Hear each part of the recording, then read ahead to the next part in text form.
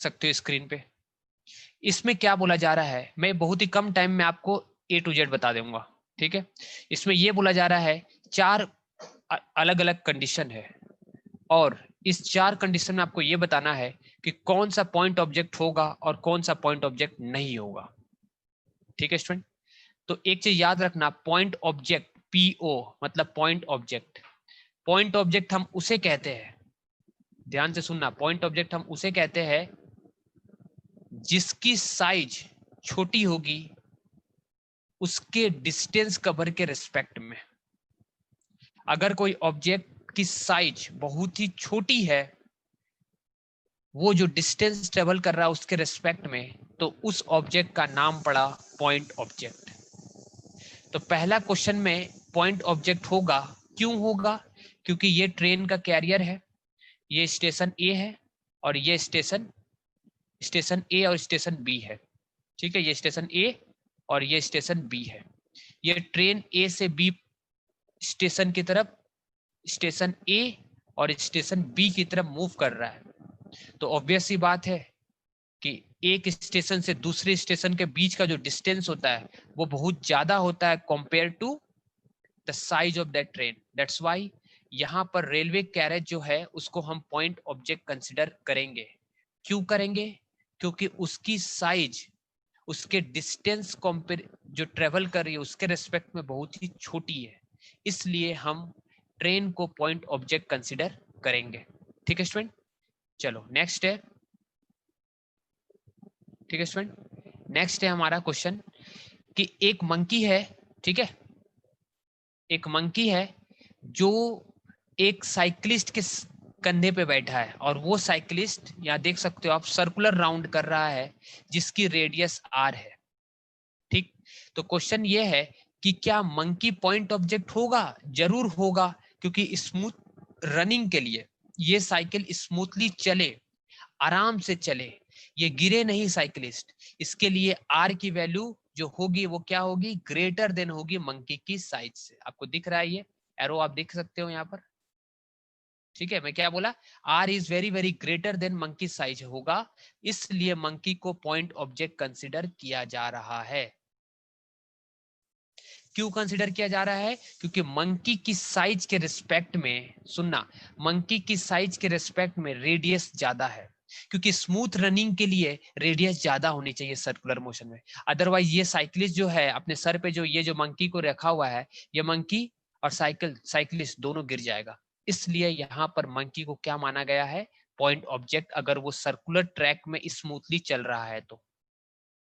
तीसरा क्वेश्चन है कि स्पिनिंग बॉल जो है ना, ग्राउंड को हिट करती है, तो क्या वो स्पिनिंग बॉल टर्न करती है शार्पली, ठीक है, तो क्या वो स्पिनिंग बॉल पॉइंट ऑब्जेक्ट होगा? जरूर होगा। क्यों नहीं, सॉरी, पॉइंट ऑब्जेक्ट नहीं होगा। क्यों नहीं होगा? क्योंकि यहां पर फ्रिक्शन के कारण, ध्यान से सुनना, फ्रिक्शन के कारण इसकी, इस बॉल जो तुमको दिखाई दे रहा है, ये जो बॉल है, इस बॉल की फ्रिक्शन के कारण ये टर्न कर रहा है, मतलब बॉल की साइज को कंसीडर किया जा रहा है, बॉल की साइज कंसिडरेबल है ना, यानी फ्रिक्शन रेस्पॉन्सिबल है, फ्रिक्शन कंसीडर किया जा रहा है, और फ्रिक्शन बॉल की साइज पे डिपेंड कर रहा है, क्योंकि उसका टर्निंग बॉल की साइज पे ज्यादा बड़ा रहेगा तो ज्यादा टर्निंग होगा, इस तरह से। तो आप पॉइंट ऑब्जेक्ट इसको नहीं मान सकते, मतलब बॉल को नेग्लेक्ट नहीं कर सकते हो, क्योंकि बॉल की साइज एग्जिस्ट कर रही है, सुनना ध्यान से, बॉल की साइज एग्जिस्ट कर रही है, तभी तो फ्रिक्शन उस पर लग रहा है कि नहीं? बॉल की साइज एग्जिस्ट कर रही है तभी तो उस पर फ्रिक्शन लग रहा है, और फ्रिक्शन के कारण ही टर्न हो रहा है, मतलब बॉल की साइज को आप इग्नोर नहीं कर सकते हो, मतलब उसकी जो बॉल की साइज है वो कंसिडरेबल है, मतलब वो मेजर्ड है, वो एक फाइनाइट वैल्यू है, और फाइनाइट वैल्यू होने के कारण उसको पॉइंट ऑब्जेक्ट हम नहीं कहेंगे। पॉइंट ऑब्जेक्ट का डेफिनेशन ये होता है कि उसकी साइज बहुत छोटी हो उसके मोशन के रेस्पेक्ट में, मतलब उसकी साइज को हम नेग्लेक्ट कर सकते हैं उसके मोशन के कंपैरिजन में। यहाँ पर हम बॉल की साइज को नहीं नेग्लेक्ट कर सकते हैं, क्योंकि बॉल की साइज ही तो रिस्पॉन्सिबल है फ्रिक्शन के लिए और उसके टर्निंग के लिए, ठीक है। तो आपको समझ में आ गया होगा, पॉइंट ऑब्जेक्ट ये बॉल नहीं है, स्पिनिंग बॉल। छोटा है ये देख करके नहीं पता चलता है, उसका काम कितना बड़ा वो देख करके उसकी यूटिलिटी पता चलती है, नेक्स्ट है एक टेबल है, उस पे इस तरह का एक टम्बलिंग बीकर रखा हुआ है, पानी भरा हुआ कुछ होगा, इसकी कुछ मास होगी, इसको धीरे से यहां फोर्स लगाया, धीरे धीरे करके ये क्या होगा, नीचे की तरफ गिरेगा। ठीक, तो क्या ये टम्बलिंग बीकर को पॉइंट ऑब्जेक्ट कहेंगे? नहीं कहेंगे। क्यों नहीं कहेंगे? क्योंकि यहां पर इसकी मास रिस्पॉन्सिबल है गिरने के लिए। मतलब मास को हम इग्नोर नहीं कर सकते, मास फाइनाइट चीज हो गई उसकी, तभी तो वो नीचे गिर रहा है ना। तो मास रेस्पॉन्सिबल है, और मास रेस्पॉन्सिबल क्यों है? क्योंकि टम्बलिंग की बीकर मास पे डिपेंड कर रही है, इसलिए टम्बलिंग बीकर को हम पॉइंट ऑब्जेक्ट नहीं कहेंगे, क्योंकि इसको हम इग्नोर नहीं कर सकते। पॉइंट ऑब्जेक्ट मतलब बहुत ही छोटा ऑब्जेक्ट, ये यहाँ पर टम्बलिंग छोटा नहीं है, उसी बड़ा है, तभी तो ये मतलब ग्रेविटेशनल फोर्स इस पे लग रहा हो, ये नीचे गिर जा रहा है। ठीक है, इसलिए इसको पॉइंट ऑब्जेक्ट कंसिडर नहीं करेंगे।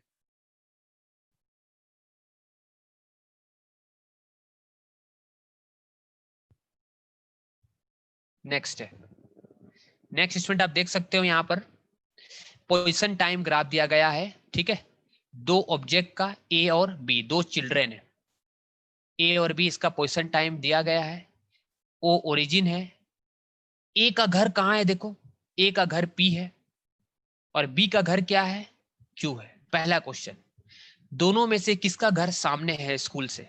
तो ये स्कूल था, तो स्कूल से सामने कौन है, पी, और पी किसका घर है, ए का, इसलिए ए का, ए लिव्स क्लोजर, ए जो स्टूडेंट है वो लिव्स क्लोजर।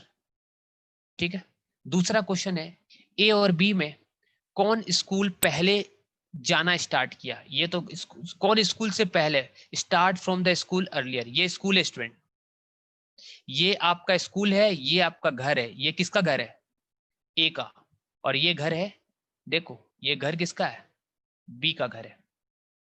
ठीक है स्टूडेंट, अब ध्यान से सुनना मेरी बात को, ये बी का घर है ना।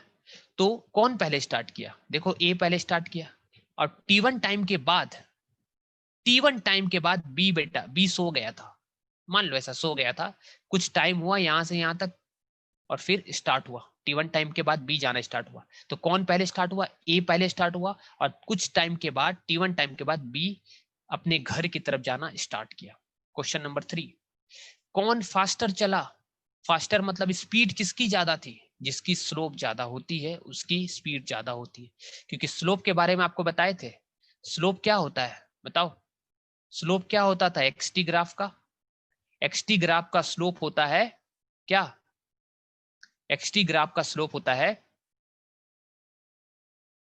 y coordinate upon x coordinate, मतलब डिस्टेंस डिस्प्लेसमेंट अपॉन टाइम कहलाता है वेलोसिटी। इसलिए सुनो ध्यान से, यहां पर स्लोप जिसका ज्यादा है उसकी स्पीड ज्यादा होगी, तो b की स्लोप ज्यादा है, b की एंगल ज्यादा है, इसलिए हम कहेंगे कि b की स्पीड ज्यादा है a के कंपैरिजन में। समझ में आ गया होगा? तो b की स्लोप मोर, इसलिए स्पीड b की more with respect to a। Next question, next question student, question क्या था, ए और बी में से A and B reaches home at same और डिफरेंट टाइम। क्या दोनों सेम टाइम पे घर अपना पहुंच रहा है? यस। कौन से टाइम पे? T2 टाइम पे। देख लो, T2 टाइम पे पी भी घर पहुंच, ए भी घर पहुंच गया, और T2 टाइम पे बी भी घर पहुंच गया। एक ही टाइम है ना, ये इसका घर था, तो सेम टाइम पे घर पहुंचा, ये घर है, सॉरी ये घर था पी और क्यू, तो एक ही टाइम पे दोनों घर पहुंच गया, और वो टाइम कौन सा था? T2। ठीक है, नेक्स्ट, ए और बी में से किसने एक दूसरे को ओवरटेक किया और कितनी बार किया? तो आप देख सकते हो, ये जो पॉइंट है ना, सुनो, ये जो पॉइंट आपको दिख रहा है, इस पॉइंट को बोलते हैं point of meeting, point of meeting. और इसको अगर हम यहां प्रोजेक्ट कर देंगे तो ये कहलाएगा, ये टाइम टी डैश कहलाएगा टाइम ऑफ मीटिंग, और ये कहलाएगा, इसको इधर प्रोजेक्ट कर देंगे तो ये पॉइंट कहलाएगा पी डैश, मान लो ये कहलाएगा पोजीशन ऑफ मीटिंग। इस पोजीशन पे दोनों मीट किए। इसके बाद देखो किसको ज्यादा दूर जाना है, यहां से, तो यहां से पी को तो बस, ए को तो यहां से यहीं जाना है, लेकिन बी को पी डैश से क्यों जाना है? इसलिए बी को ज्यादा स्पीड करना पड़ेगा, अपनी स्पीड ज्यादा करना पड़ेगा, यानी ए को ओवरटेक करना पड़ेगा, और ओवरटेक करने के कारण उसकी स्पीड बढ़ जाएगी। देखो यहाँ, इसलिए इसको ओवरटेक कौन किया? बी ने ए को ओवरटेक किया। क्यों? क्योंकि पी डैश पॉइंट पे दोनों की पोजीशन सेम है, ए और बी की, और पी डैश पॉइंट से ए की घर जो पी है वो नजदीक है, और पी डैश पॉइंट से बी की घर जो क्यू है दूर है, लेकिन दोनों को सेम टाइम पे घर पहुंचना है। इसलिए सुनो ध्यान से, इसलिए ओवरटेक कौन करेगा, कौन स्पीड से जाएगा? B with respect to A. B overtakes A once, एक ही बार करेगा, एक ही बार करेगा। देख सकते हो डायग्राम में, एक ही बार किया। इस पॉइंट को पॉइंट ऑफ मीटिंग, ये टाइम ऑफ मीटिंग, और पी डैश को कहते हैं पोजीशन ऑफ मीटिंग। इस टाइम में दोनों मीट किए, और घर भी एक ही टाइम पे पहुंचे, लेकिन क्योंकि इसका घर नजदीक था पी डैश से, ए का घर, ठीक है, लेकिन बी का घर दूर था, तो इसलिए उसको ज्यादा स्पीड से जाना पड़ा, उसको ओवरटेक करना पड़ा ए को। समझ में आ गया? चलो नेक्स्ट क्वेश्चन। यहां क्या बोला जा रहा है, देखो, एक वुमेन है, वो 9 बजे अपने घर से निकलती है और जाती है अपने ऑफिस, ठीक है। ऑफिस वो जब वो जाती है तो वो कितनी स्पीड से आती है? 5 की स्पीड से, 5 किलोमीटर पर आवर की स्पीड से। उसकी, उस लेडीज की, उस वुमेन की जो ऑफिस है वो 2.5 किलोमीटर दूर है, और ऑफिस में जाकर के बैठ जाती है, और फिर ऑफिस में काम करती है। काम करने के बाद 5 बजे रिटर्न आती है, लेकिन जब रिटर्न आती है तो उससे बहुत जल्दी होती है, और वो आती है ऑटो से। कितनी स्पीड से? 25, और ऑटो चलती है 25 किलोमीटर पर आवर की स्पीड से। जब वो पैदल चल रही थी तो धीरे धीरे चल रही थी, अब वो कॉमन बात है, जब ऑटो से आएगी तो स्पीड से ही आएगी, ठीक है। तो आपको उस लेडीज का, उस वुमेन का आपको क्या बनाना है? डिस्टेंस टाइम ग्राफ बनाना है, उसका मोशन का एक्सटी ग्राफ बनाना है। तो एक्सटी ग्राफ बनाने के लिए आपको क्या चाहिए? टेबल चाहिए। टेबल दिखाई दे रहा है ना, ये टेबल आपको चाहिए। तो यहाँ एक साइड मैंने टाइम लिखा, एक साइड डिस्टेंस लिखा। 9 बजे होम में थी, होम को 0 माना। 9:30 बजे ऑफिस पहुंच गई, 2.5 किलोमीटर। 9:30 से 5 बजे तक ऑफिस में थी, वही 2.5 किलोमीटर, देखो रुक गई है। 5 बजा जैसे ही, अब देखो ये 9:30 बजे डायरेक्टली टाइम नहीं दिया 9:30, क्या दिया गया है? देखो दिया गया है कि 5 की स्पीड से चली 2.5 घंटे। तो टाइम कैसे निकालोगे? टाइम निकालने का फॉर्मूला होता है डिस्टेंस बाय स्पीड, ठीक। तो टाइम T2 निकलेगा, ये T1 था पहला टाइम। T2 कैसे निकलेगा? डिस्टेंस कितना ट्रेवल कर रही है, उसके ऑफिस की डिस्टेंस कितनी है। एक चीज बताओ, सुबह जो जा रही है अपने घर से ऑफिस, उसकी डिस्टेंस 2.5 किलोमीटर है, क्या रिटर्निंग के समय बढ़ जाएगा? ऐसा नहीं होता, डिस्टेंस कांस्टेंट है। ऑफिस और घर के बीच का डिस्टेंस तो कांस्टेंट है, ठीक है। तो 2.5, लेकिन जब जा रही थी तो 5 की स्पीड से जा रही थी, तो आपने टाइम निकाला, डिवाइड किया इसको, तो कितना आएगा? 0.5 आवर। 0.5 आवर का मतलब होता है आधा घंटा। आधा घंटा मतलब 30 मिनट्स। तो 9 बजे से लेकर के चलना स्टार्ट की थी, 9:30 बजे वो ऑफिस पहुंच गई है, और ऑफिस कितनी दूर थी? 2.5 किलोमीटर। तो वहां जाके बैठ गई, काम करना स्टार्ट की, 5 बज गया। अब घर भी तो जाना है, तो घर जाना है तो ऑटो से जा रही है, डिस्टेंस तो वही है। तो T4 कैसे निकालेंगे? T4 निकालना पड़ेगा, क्योंकि आपको XT ग्राफ बनाने के लिए टाइम और एक्स की कोऑर्डिनेट चाहिए। तो टाइम कैसे निकालोगे T4? तो time is equal to distance by speed. Distance तो वही, ऑफिस से घर 2.5 किलोमीटर थी, ठीक है, किलोमीटर। और यहाँ पर क्या आएगा? स्पीड। अभी तो ऑटो से जा रही थी ना, देखो 25 की स्पीड से, तो 25 से डिवाइड करेंगे तो कितना आएगा? 1/10 आवर। 1/10 आवर का मतलब क्या होता है? कितना मिनट हो गया? 60 मिनट का 1 आवर होता है, मीन्स ये 6 मिनट आएगा। तो 5 बजे अगर ऑफिस छुट्टी होती है तो 5:06 में घर पहुंच जाती है, ठीक है। समझ में आ गया होगा। अब इसका ग्राफ बनाना है, डिस्टेंस एक साइड लिखना, टाइम लिखना, प्रॉपर स्केल लेना। यहाँ लिख दे रहा हूँ, एक्स एक्सिस में क्या लेना? 1 सेंटीमीटर को 30 मिनट्स लेना, 1 सेंटीमीटर को 30 मिनट्स लेना, एक्स में टाइम है ना, यहाँ से यहाँ 30 मिनट्स लिए 1 सेंटीमीटर को। तो देखो 9 से चल रही, अच्छा स्पीड तो कांस्टेंट है, 5 की स्पीड से चल रही है, तो स्पीड तो कांस्टेंट था, है कि नहीं? 5 की स्पीड से चल रही, देखो है कि नहीं, 5 की स्पीड से चल रही थी, तो कांस्टेंट स्पीड से चल रही थी। आ ही रहा होगा समझ में, ठीक है स्टूडेंट। तो देखो कांस्टेंट स्पीड मतलब स्लोप कांस्टेंट। चली चली कितनी दूर तक गई? आधे घंटे में 2.5 किलोमीटर डिस्टेंस ट्रेवल कर ली। ये ऑफिस है, आधे घंटे में पहुंच गई, ऑफिस में जाकर के बैठ गई, 5 बज गया, अब तो घर भी तो जाना है, तो घर जाना है तो 5:06 में घर पहुंच गई, घर कोई इसका ओरिजिन था और ये ऑफिस था, ठीक है स्टूडेंट। तो 5:06 में घर पहुंच गई। अब 6 मिनट को आपको कितना लगेगा ये आपको खुद सोचना है और इसका पॉइंट प्रॉपर तरीके से इसको आपको प्लॉट करना है। आपने 1 सेंटीमीटर में 10 mm होता है, तो 10 mm में 30 मिनट आया है, तो 6 मिनट कितने में आएगा उसी के अकॉर्डिंग अपलोड करके ग्राफ बना देना प्रॉपर तरीके से। ग्राफ बनाने के लिए 2 वैल्यू चाहिए, अगर आपको डिस्टेंस और टाइम के बीच का ग्राफ बनाना है तो आपको किसका चाहिए ग्राफ, क्या करना पड़ेगा बताओ। डिस्टेंस और टाइम के बीच में अगर ग्राफ आपको बनाना है तो आपको डिस्टेंस और टाइम की वैल्यू चाहिए, है कि नहीं। तो यहाँ से वैल्यू मिल जाएगी आपको, थोड़ा सा दिमाग लगाना। 9 बजे निकली, 9 बजे होम में थी, पैदल चलने लगी, 2.5 किलोमीटर उसका ऑफिस था, कितनी स्पीड से जा रही थी, पैदल जा रही थी 5 की स्पीड से, डिस्टेंस मालूम है, स्पीड मालूम है, टाइम निकल गया, आधे घंटे में ऑफिस पहुंच गई, तो 9 से 9:30 तक, ठीक है। अब 9:30 बजे 2.5 किलोमीटर वहां बैठ गई, ऑफिस में काम कर रही है, 5 बज गया, अब ऑफिस से घर आना है, ठीक है, तो ऑटो से आ रही है, तो उस समय स्पीड बढ़ गया, 6 मिनट लगा घर आने के लिए, तो ये ऐसा ग्राफ बनेगा। तो ये यहाँ से यहाँ तक ऑफिस। नेक्स्ट क्वेश्चन देखो, ड्रंक कार्ड है, ठीक है, पता ही है इसका मतलब क्या होता है, तुम्हें क्या बताऊं हिंदी में, तुम्हें तो मालूम ही है इसके मतलब क्या है।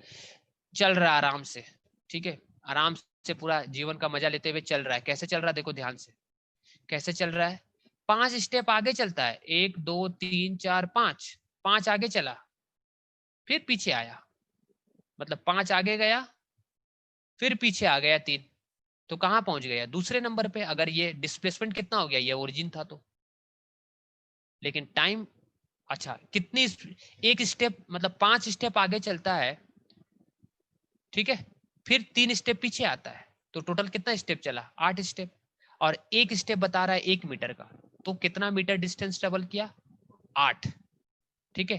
देखो 8 ट्रेवल किया, सॉरी, एक स्टेप में 1 सेकेंड लगता है, एक स्टेप में 1 सेकेंड लगता है, तो टोटल कितने स्टेप इसने चले, 5 सेकेंड, 5 स्टेप आगे चला, फिर 3 स्टेप पीछे आया, तो अभी कहाँ आ गया है, सेकेंड नंबर पे आ चुका है, ठीक है। तो डिस्प्लेसमेंट कितना है, डिस्प्लेसमेंट मतलब इनिशियल पॉइंट से फाइनल पॉइंट के बीच का डिस्टेंस, यहां से यहाँ, अभी तो यही आ चुका है, और यहाँ कितना है, यहाँ तो 2 नंबर है, देखो 1 था, ये 2 था, ये 3 था, ये 4 था, मतलब अच्छे से एक बार क्लियर करके बना रहा हूँ ताकि तुम्हें कोई भी कंफ्यूजन नहीं हो, कोई भी कंफ्यूजन नहीं होनी चाहिए, है ना स्टूडेंट।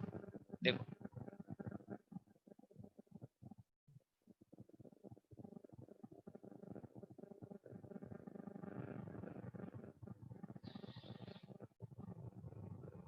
देखते हैं इसमें क्या करते हैं अभी हम लोग।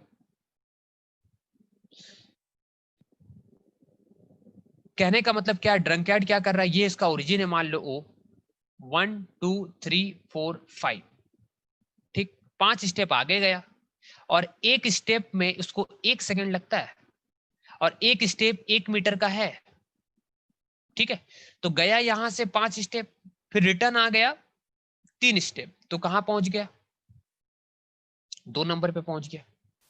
तो इसकी डिस्प्लेसमेंट कितनी हुई यहां से यहां तक, 2, लेकिन टाइम कभी कम नहीं होता, टाइम कितना लगा, 1 सेकेंड में एक स्टेप था, तो 5 आगे गया और 3 पीछे आया, तो कितना सेकेंड हो गया, 8, तो 8 सेकेंड में डिस्प्लेसमेंट कितना है, 2, जीरो पे तो दोनों जीरो था, टाइम जीरो था तो ये दोनों जीरो था। अब क्या हो रहा है ध्यान से सुनना, ठीक है स्टूडेंट, अब ध्यान से सुनना, यही प्रोसेस कंटिन्यू चल रहा है, मतलब फिर वहां से यहां पहुंच गया, फिर यहां से 5 जाएगा, 1 2 3 4 5, फिर रिटर्न आएगा 3, 1 2 3, तो ऐसे करेगा तो टाइम तो उसका रुकेगा नहीं, टाइम तो कंटिन्यूसली रेट में बढ़ेगा, 8 के बाद 16 होगा, 0 से 8 हुआ, 8 से 16 होगा, 16 से 24 होगा, 24 से 32 होगा, क्योंकि कंटिन्यूसली ऐसे चल रहा है। क्वेश्चन बोला जा रहा है कि 13 मीटर में ऐसा है, 13 मीटर की डिस्टेंस में एक गड्ढा है ना, 13 मीटर की डिस्टेंस में गड्ढा है, तो कितना टाइम के बाद वो ड्रंक यार्ड उस गड्ढे में गिर जाएगा, ये अपने को बताना है, ठीक है स्टूडेंट, कितने टाइम के बाद वो गड्ढे में गिर जाएगा, है ना, ये अपने को बताना है। मान लो यहाँ गड्ढा होगा कहीं पर, कितने टाइम के बाद वो गड्ढे में गिर जाएगा, ये अपने को बताना है।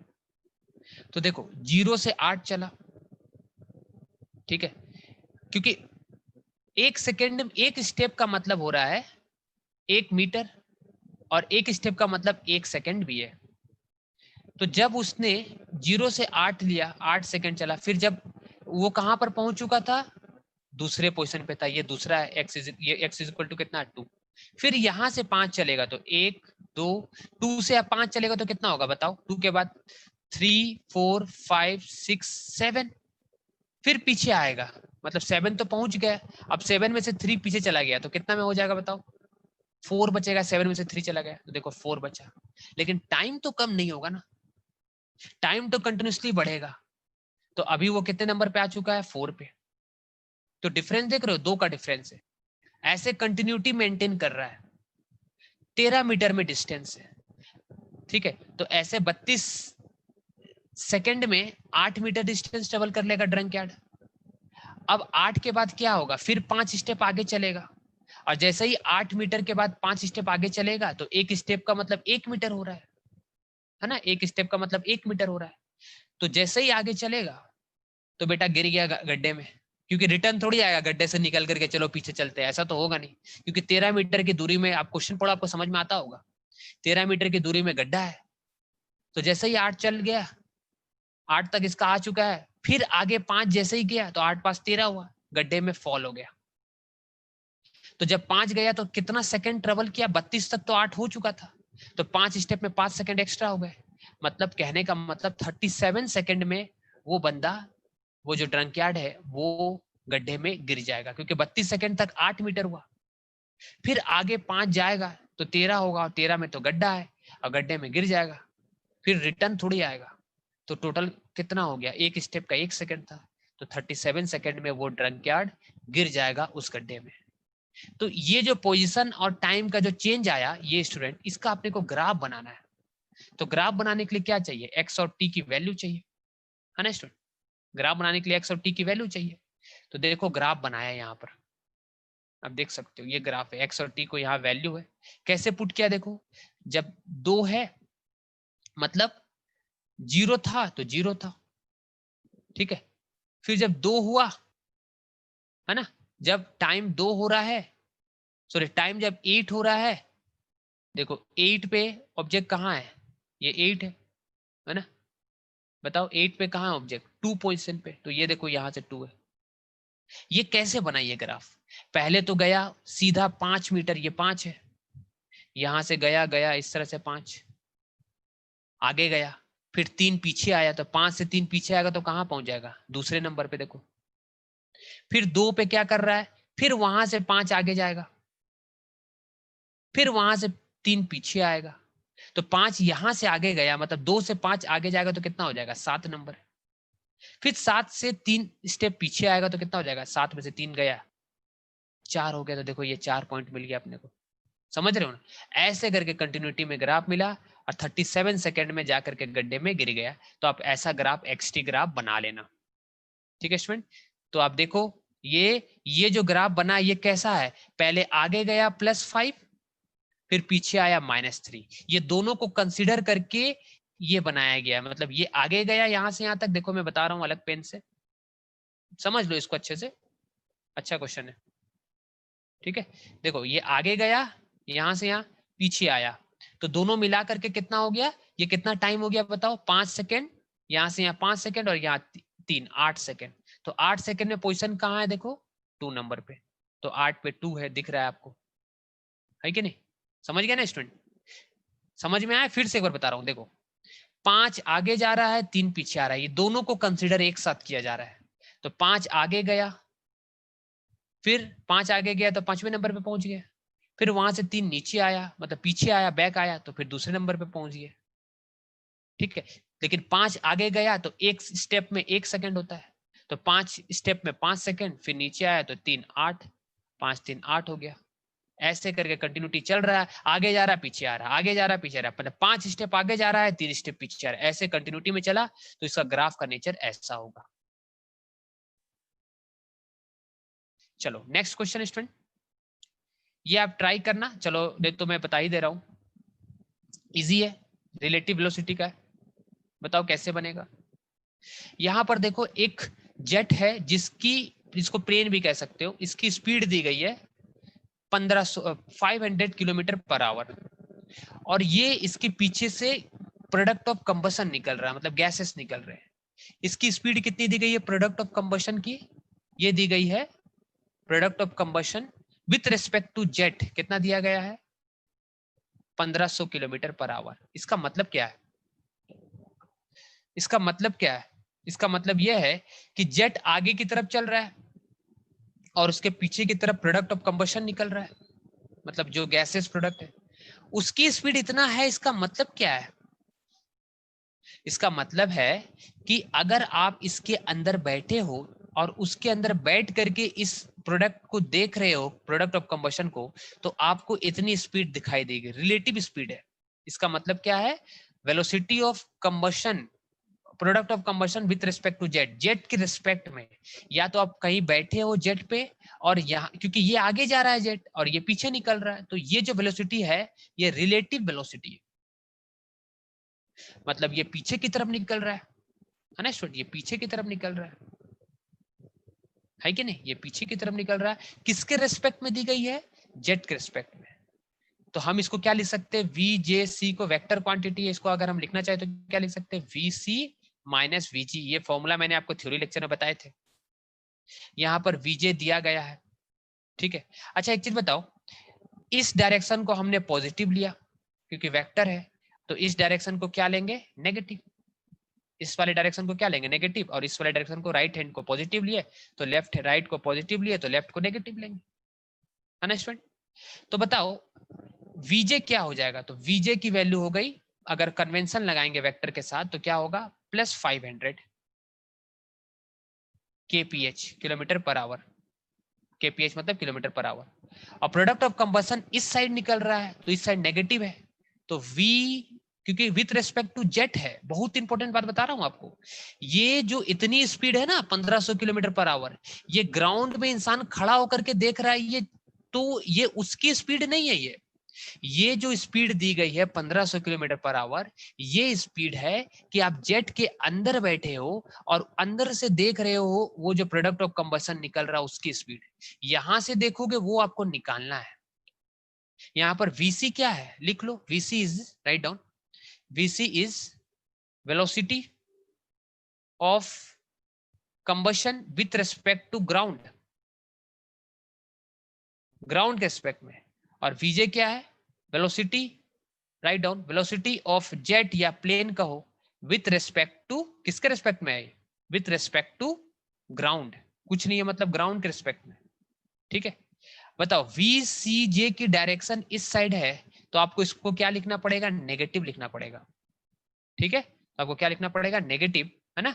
तो आप क्या लिखोगे यहाँ पर, -1500 kph, बस इस फॉर्मूला में रख देना, तो वेलोसिटी किसका निकल जाएगा, कंबशन का निकल जाएगा, ठीक है। तो कंबशन का क्या होगा, वेलोसिटी का कंबशन बताओ, velocity of combustion is equal to velocity of C J plus velocity of J. Value put करना है, आंसर आ जाएगा।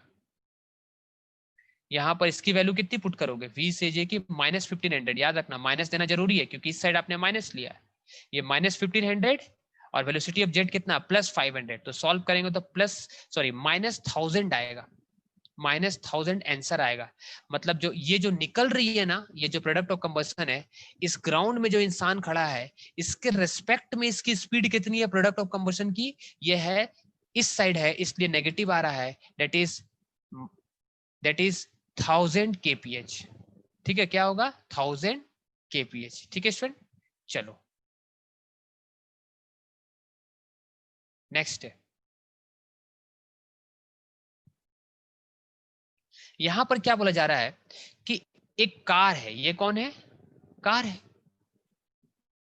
ठीक है स्टूडेंट, ये कार है और ये कार क्या कर रहा है, इसकी इनिशियल वेलोसिटी दी गई है और फाइनली ये रेस्ट में आ जा रहा है, और ऐसा करने में इसको इतना डिस्टेंस ट्रेवल करना पड़ रहा है 200 मीटर का।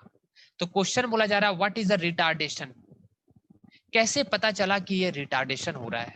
तो आप क्वेश्चन में देखो स्पीड घट रही है, जब भी स्पीड डिक्रीज करे ना टाइम के साथ, स्पीड घट रही है टाइम के साथ, तो एक्सेलरेशन क्या आने वाला है, नेगेटिव, रिटार्डेशन होगा।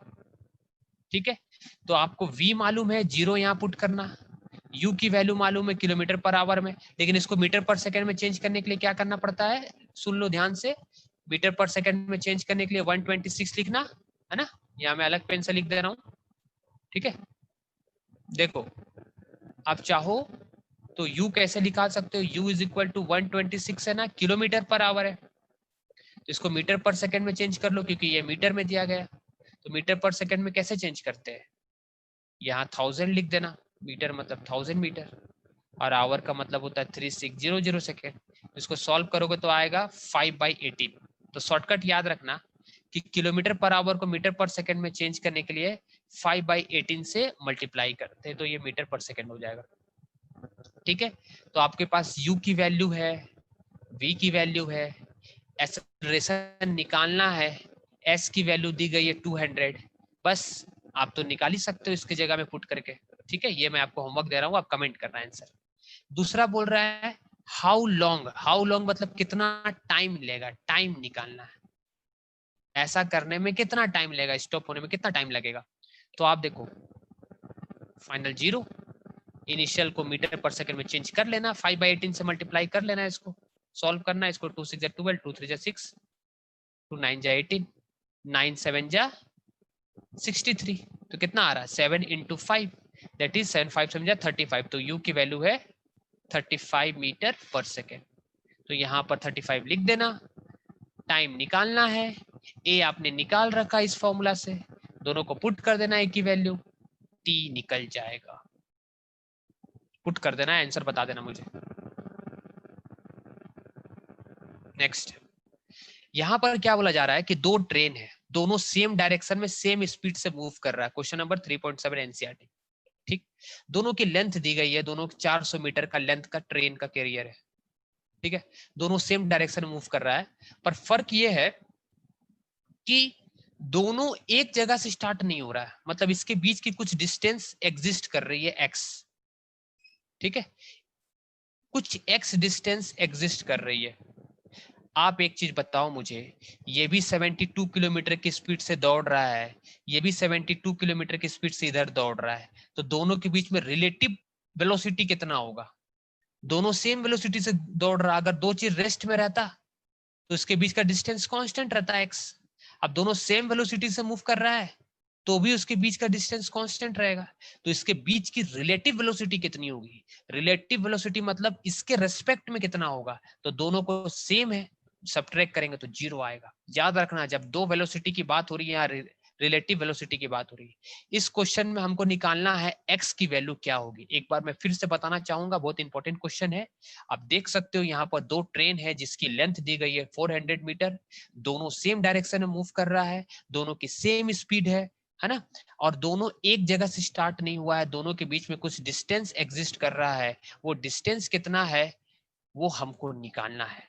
तो आप एक चीज बताओ, ठीक है ना, तो एक्चुअली में और क्या क्वेश्चन देखो क्या बोल रहा है, टू ट्रेन है, ऐसा ऐसा लेंथ दिया गया है, टू दोनों ऐसा चल रहा है 72 इन द ऐसा सेम डायरेक्शन अहेड, ऐसा द ड्राइवर बी डिसाइड। अब देखो ये जो बेटा बी है ना ड्राइवर, इसका ये यहाँ बैठा हुआ, ये डिसाइड किया कि ए को ओवरटेक करेंगे, तो ओवरटेक करने के लिए इसको एक्सीलरेटर देना पड़ेगा, गाड़ी के एक्सीलरेटर को बढ़ाएगा तभी तो गाड़ी आगे बढ़ेगा, एक्सीलरेटर देना पड़ेगा मतलब वेलोसिटी को इंक्रीज करना पड़ेगा, तो वो एक्सीलरेशन कितना है वो निकालना है, और इसके बीच का इनिशियल डिस्टेंस कितना था वो निकालना है। दो क्वेश्चन है, सॉरी एक्सेलरेशन भी दिया गया है, एक्सेलरेशन कितना दिया है 1 मीटर पर सेकंड स्क्वायर, है ना।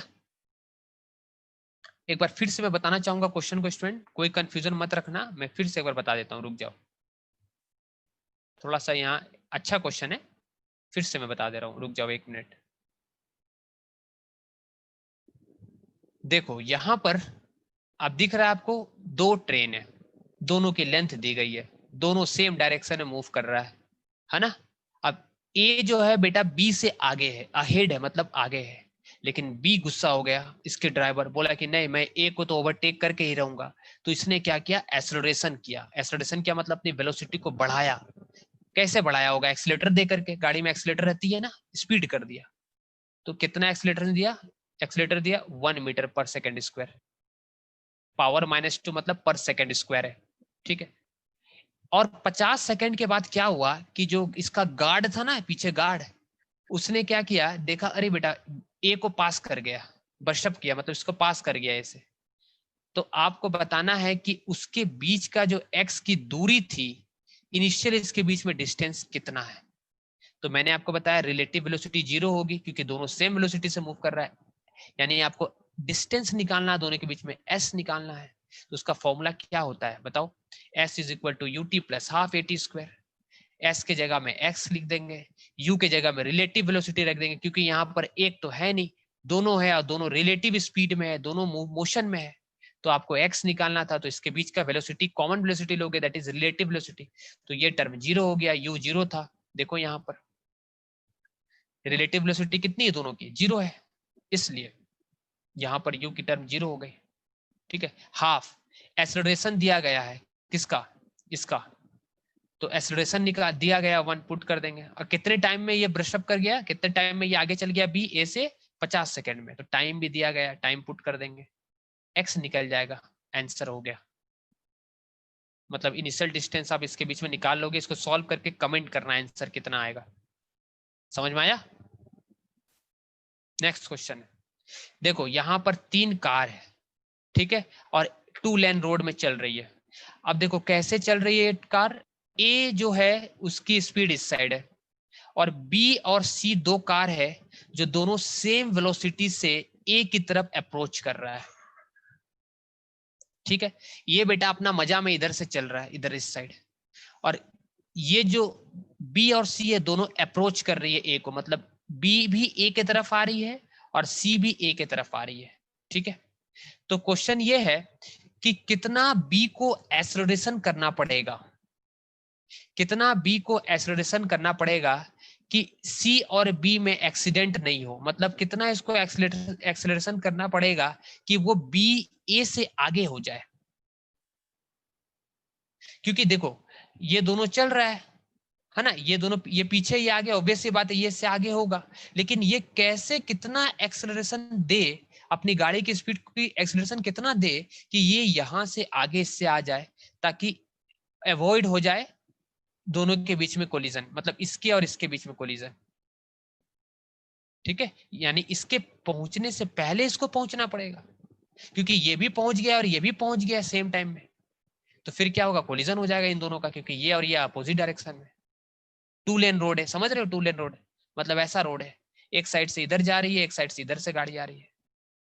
तो ये पीछे वाला तो ओवरटेक कर सकता है, लेकिन अगर ये भी, अगर उसी, मतलब उसी की तरफ अगर ऐसे करके आ रहा है, तो फिर तो एक्सीडेंट होने का चांस है। तो क्वेश्चन है कि कितना इसको एक्सीलरेशन वो निकालना है, ठीक है। तो देखो क्या लिखा हूं मैं, if C takes T time to cross A, अगर सी टी टाइम्स लेता है ए को क्रॉस करने का, तो टाइम का फॉर्मूला क्या होता है, टाइम का फॉर्मूला होता है distance by speed, by speed. तो ए और सी के बीच की इनिशियल डिस्टेंस 1 किलोमीटर है। मतलब ऐसा देखा गया, क्वेश्चन में लिखा यह है कि जब ये दोनों 1 किलोमीटर अपार्ट थे तब इसकी स्पीड सेम है, पहले से स्पीड सेम नहीं थी, दोनों अप्रोच कर रहे थे। अच्छा, स्पीड किलोमीटर पर आवर में दिया गया है, इसको मैंने चेंज करके डायरेक्टली मीटर पर सेकेंड में लिख दिया। कैसे लिखा, 5/18 से मल्टीप्लाई कर देना, तो किलोमीटर पर आवर किस में चेंज हो जाता है, किलोमीटर पर आवर चेंज हो जाता है मीटर पर सेकंड में। तो यहाँ सभी किलोमीटर पर आवर में दिया गया था, इसको मैंने चेंज कर दिया, देखो ये भी किलोमीटर पर आवर में है, ये भी किलोमीटर पर आवर में, तो इसको चेंज कर दिया 5/18 से, तो मीटर पर सेकंड हो गया, ठीक है। तो ध्यान से सुनना मैं क्या बोलना चाह रहा हूं स्टूडेंट, जब ये दोनों 1 किलोमीटर अपार्ट थे, ठीक है, तो दोनों की स्पीड सेम हो गई, ठीक है। अब कितना इसको एक्स्ट्रा एक्सेलरेशन करना पड़ेगा कि ये बी जो है एक से आगे बढ़ जाए, ओवरटेक कर जाए, ए सी से ओवरटेक कर जाए। तो ए सी से ओवरटेक करे, इसके लिए क्या होगा, हम पहले क्या करेंगे कि ये इससे पहले पहुंचने तक में इससे पहले, इसके पहुंचने से पहले तक ये पहुंच जाए तो ये ओवरटेक कर लेगा और इसका एक्सीडेंट नहीं होगा, बी और सी का, है ना स्टूडेंट। तो हमने क्या निकाला, पहले निकाला कि कितना टाइम लगेगा सी को ए तक पहुंचने में। तो टाइम का फॉर्मूला क्या होता है, डिस्टेंस बाय स्पीड। तो ए और सी के बीच का डिस्टेंस 1000 है, लेकिन दोनों सेम डायरेक्शन में आ रहा है, तो same direction, sorry opposite direction है, इसकी डायरेक्शन इधर है, इसकी डायरेक्शन इधर है। तो अपोजिट डायरेक्शन में ट्रेन वाला एग्जांपल याद करो, दोनों रिलेटिव है, तो दोनों की स्पीड क्या हो जाएगी, ऐड हो जाएगी। ठीक है, तो टाइम का फॉर्मूला होता है डिस्टेंस बाय स्पीड। तो डिस्टेंस 1 किलोमीटर दिया गया है, और स्पीड क्या लोगे, स्पीड में आप रिलेटिव स्पीड लोगे, और रिलेटिव स्पीड दोनों का डायरेक्शन अपोजिट है, तो अपोजिट होने से दोनों की डायरेक्शन स्पीड को एडअप कर देते हैं, तो ये स्पीड एडअप हो जाएगा, और स्पीड एडअप किया तो 25 मीटर पर सेकंड हो गया स्टूडेंट। ठीक है, तो ये हमारा 25 मीटर पर सेकंड स्पीड हो गया। इससे इसको सॉल्व करेंगे तो हमारा टाइम निकल जाएगा, मतलब 40 सेकंड तक, सुनना ध्यान से, 40 सेकंड तक में ये इससे पहुंचने वाला है, तो इसके पहुंचने से पहले तक इसको यहां पहुंचना पड़ेगा। तो टाइम लिमिट हो गया बेटा, इसको पहुंचना है 40 सेकंड से पहले तक, नहीं तो ये पहुंच जाएगा। ठीक है, तो हमने मिनिमम टाइम माना, चलो 40 तक इसको यहां पहुंचा देंगे, तो टाइम अपने को मालूम चल गया है।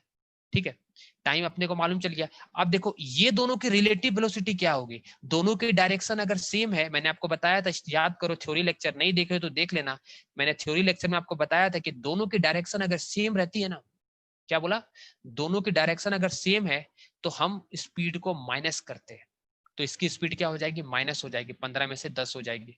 ठीक है, तो देखो स्पीड की है तो 5 मीटर, रिलेटिव स्पीड कितना निकला, 5 मीटर पर सेकेंड। ठीक है स्टूडेंट, तो अभी हमको क्या करना है, क्वेश्चन में देखो ध्यान से, इसको यहां से ओवरटेक करना था इधर, तो डिस्टेंस मालूम है, ए निकालना है, तो s is equal to U T plus half A T square का फॉर्मूला लगा देंगे ये वाला।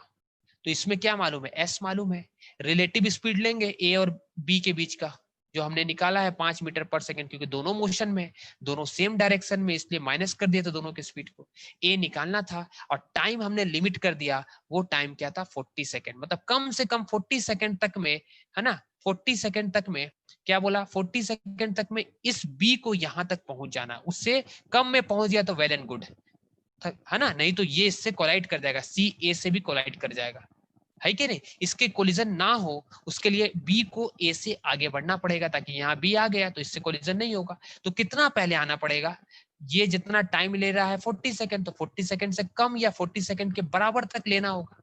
तो अपने को टाइम मालूम है, उसके लिए इसको अपने स्पीड को बढ़ाना पड़ेगा, क्योंकि दोनों की स्पीड तो 15-15 है ना, दोनों सेम मीटर है, तभी तो स्पीड बढ़ाएगा, तभी तो ये यहाँ आ पाएगा, नहीं तो नहीं आ पाएगा स्टूडेंट। समझ में आया मैं क्या बोल रहा हूं, अगर ये अपनी स्पीड यहाँ नहीं बढ़ाया, अगर ये यहाँ तक नहीं आया 40 सेकंड में, तो ये आकर के इसको धक्का लगा देगा।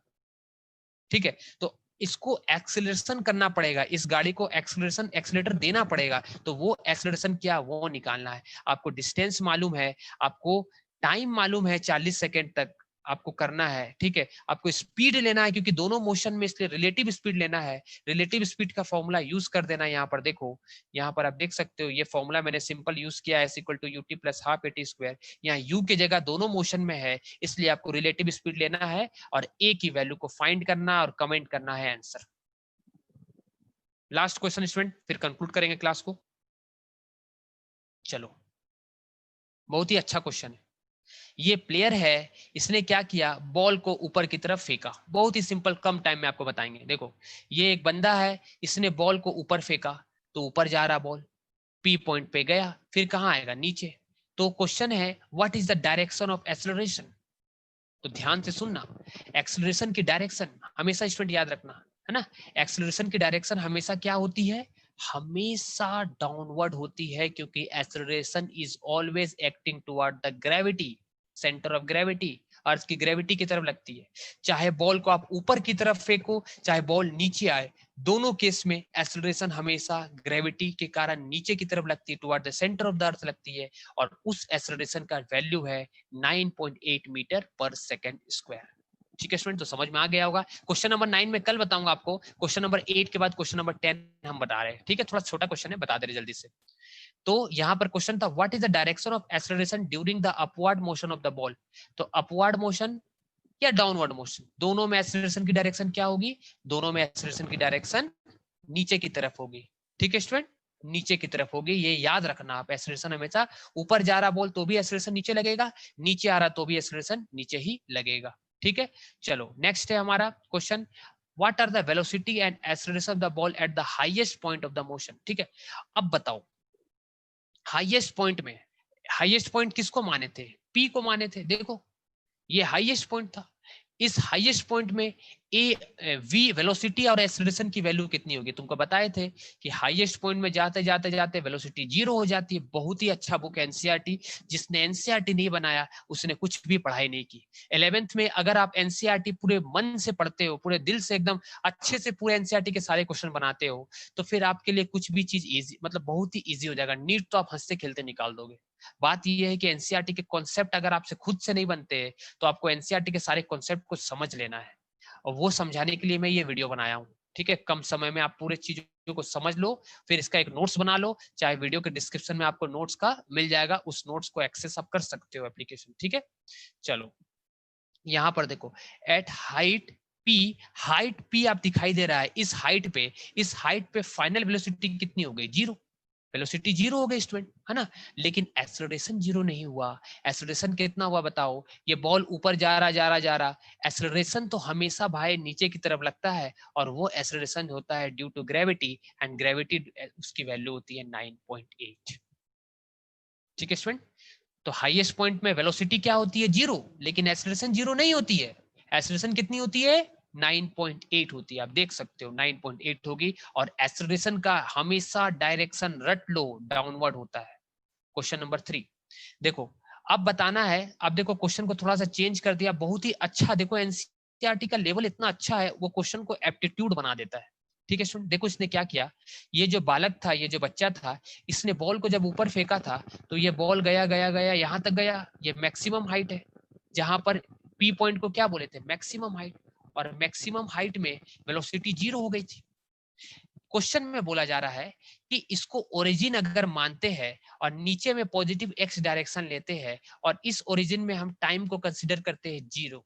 ठीक है, तो क्वेश्चन क्या है, क्वेश्चन है, देखो आप यहाँ पर पढ़ सकते हो, choose the x is equal to zero and t is equal to zero at the location of time of the ball at highest point and vertically downward direction and positive direction x axis, give the sign of position, velocity and acceleration of the ball during upward and downward motion.